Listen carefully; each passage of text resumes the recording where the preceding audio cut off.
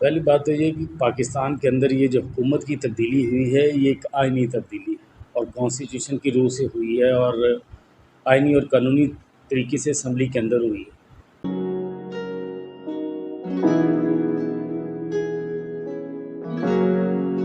میرا نہیں خیال کہ جب تک ایک ملک کا حکومت موجود ہے،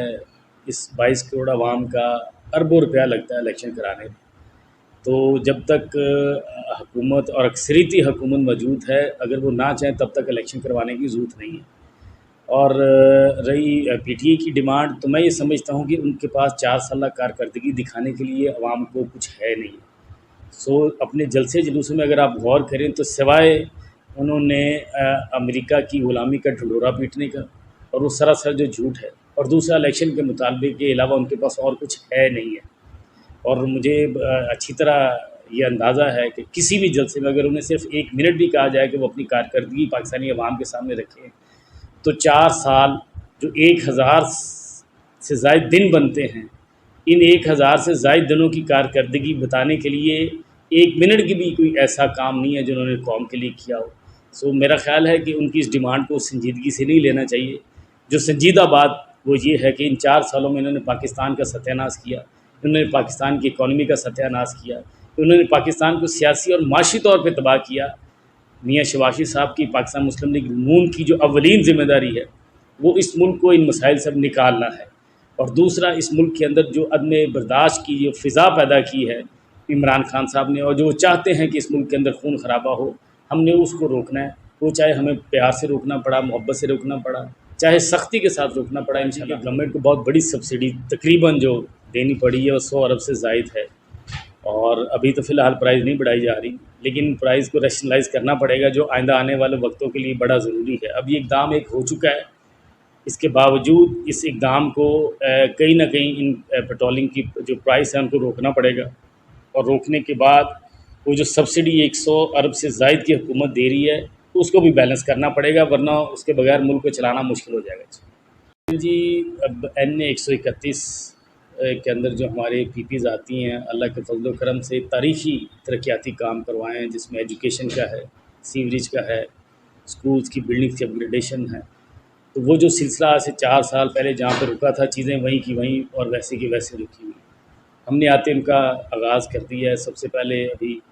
کل ہم نے گواوا کے اندر جو مڈل سکول گواوا تھا رنگ روڈ والا، اس کو نوٹیفیکیشن کرا دیا اور اس کو ہائی کروا دیا، اور انشاءاللہ اسی سال اس کے اندر ہائی کے لیے میٹرک کے بچوں کے لیے جو لوکل بچے ہیں ان کے لیے کلاسیں لگیں گی۔ اسی طرح چاچو والی ہمارا مڈل سکول تھا، اس کو بھی ہم نے نوٹیفائی کرا دیا، وہ بھی اسی سال انشاءاللہ وہاں پہ ہائی بچوں کی کلاسز میٹرک کے لیے وہاں پہ لگائی جائیں گی۔ اسی طرح اب ہر سکول کے اندر سکول مینجمنٹ کمیٹیز جو ہیں اگلے 2 مہینے کے اندر ہم نے بنانی ہے، وہ کام انشاءاللہ مکمل کرائیں گے۔ اب چونکہ ڈیولپمنٹ کا کام رہا ان پی پیز کے اندر، ہمارے NA 131 کے اندر، تو وہاں بدقسمتی سے یہ حکومت جاتے ہوئے خزانہ بالکل خالی کر کے گئی ہے، کوئی منصوبہ بندی موجود نہیں تھی، سارے کا سارا پیسہ انہوں نے ان کاموں پہ لگایا ہے جو نان ڈیولپمنٹ پلان تھے، جس کی وجہ سے اس وقت خزانہ خالی ہے اور ہمیں بڑی مشکل سے چیزیں مینیج کرنا پڑ رہی ہیں۔ لیکن انشاءاللہ ہمارا لاہور کینٹ کی عوام سے وعدہ بھی ہے اور ہمارا عزم بھی ہے کہ ہم نے یہاں پہ جو ڈیولپمنٹ کا ایک سفر تھا شروع کیا ہوا تھا، اس سفر کو ہم نے جاری و ساری رکھنا ہے۔ تو انشاءاللہ جو بھی حالات آئے ہم اپنی استطاعت کے مطابق اپنے ڈیولپمنٹ کے تمام کاموں کو جاری رکھیں گے۔ ہماری پہلی پریورٹی ایجوکیشن ہے، ہماری اور ہماری تمام ٹیم کی، وہ ایجوکیشن کے کام انشاءاللہ ہم قطعی طور پر رکنے نہیں دیں گے۔ ریلوے جو ہم نے لاسٹ ٹائم چھوڑی تھی، 2.5 کروڑ نئے مسافر ہم نے ریلوے کے اندر ایڈ کیے تھے، تو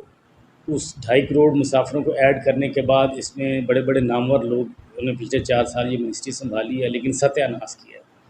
اور غیر محسوس طریقے سے اس ڈپارٹمنٹ کو اس کا جو اصل پروفٹ تھا جو اسے کمانا چاہیے تھا اس سے بھی یہ ہاف پہ گئے۔ لیکن انشاءاللہ سعد رفیق صاحب دوبارہ آئے ہیں اور اب ان کو ڈبل ذمہ داری ملی ہے، سول ایویشن کی بھی اور ریلوے کی بھی، تو آپ کو فرق اگلے 2 سے 3 مہینے کے اندر انشاءاللہ آپ کو فرق نظر آئے گا۔ ہم ایک نئے عزم کے ساتھ دونوں ڈپارٹمنٹس کو